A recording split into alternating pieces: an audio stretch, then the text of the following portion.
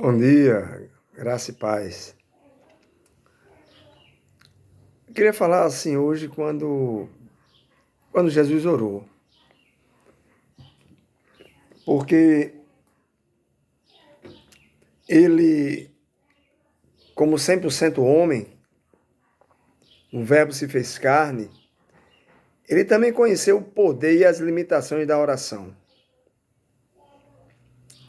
E nos evangelhos nós encontramos mais de 12 orações feitas por Jesus e várias parábolas e ensinamentos sobre oração.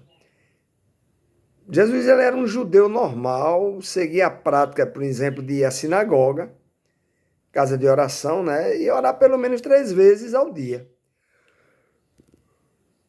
Mas também ele se isolava para orar. E os evangelhos registram essa prática por 5 vezes. Então, assim como nós, Jesus também recorria à oração em tempos difíceis. Duas de suas orações em tempos difíceis foram a Abba Pai, no Getsemane, e o Eloi na cruz, porque me abandonaste. Então foram orações comoventes. E dos 7 gritos, né, de Jesus na cruz, pelo menos 3 foram orações.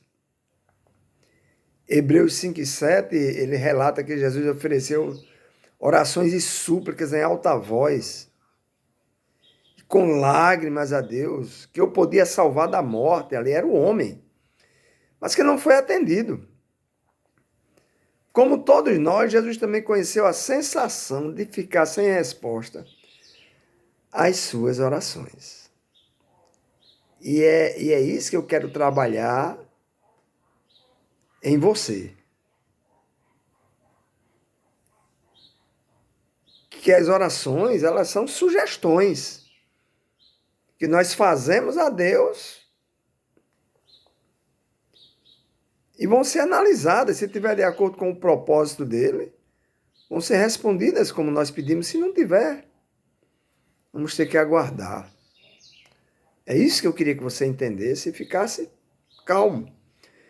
Então, Jesus orou por seu próprio benefício, mas orou sempre pelos outros.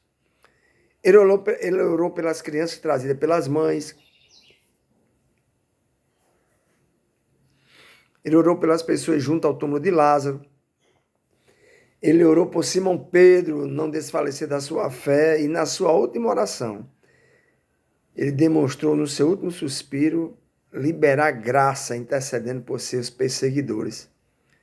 Quando ele diz a célebre frase, Pai, perdoa-lhes, pois não sabem o que estão fazendo. Então, Jesus se isolava para orar, pois confiava na oração para recarregar sua espiritualidade. E depois de passar um dia ensinando, recrutando discípulos, pregando para multidões, curando enfermos, no final do dia ele costumava retirar-se para um lugar isolado e orar. Então, como homem entre os homens, Jesus foi tentado pelo diabo pelo fascínio da popularidade, né? E da aclamação. Quando foi levado ao deserto. E por isso a necessidade de fugir do clamor, das súplicas do povo. Ele se retirava a fim de aumentar a própria resistência a essa tentação e renovar seu senso, seu discernimento, né? O seu critério do porquê eu estou aqui. Não posso perder o foco. Eu vim, me fiz homem porque eu estou aqui. Por isso ele tinha que orar. Então, o porquê, né, da sua missão. Então, manter o foco. Porque manter o foco é difícil, mas perder o foco é fácil. Então, João 4,32, lá, quando ele estava junto ao poço de Jacó, ele vai ter aquele encontro com a mulher samaritana, ele disse para os discípulos, tenho algo para comer que vocês não conhecem. Então ele falou isso porque os discípulos estavam preocupados com o fato dele não se alimentar quando estava em retiro de oração. Então, falando de modo espiritual, a comida que sustentava Cristo, ou seja, aquilo que o mantinha, que era seu foco, era fazer a vontade do Pai. cumprir sua missão, era consumar o plano da salvação. Então Jesus ele intensificava as suas orações em ocasiões importantes, antes do seu batismo, antes de escolher os 12 discípulos, no encontro no Monte da Transfiguração e quando ele se preparava para voltar ao céu.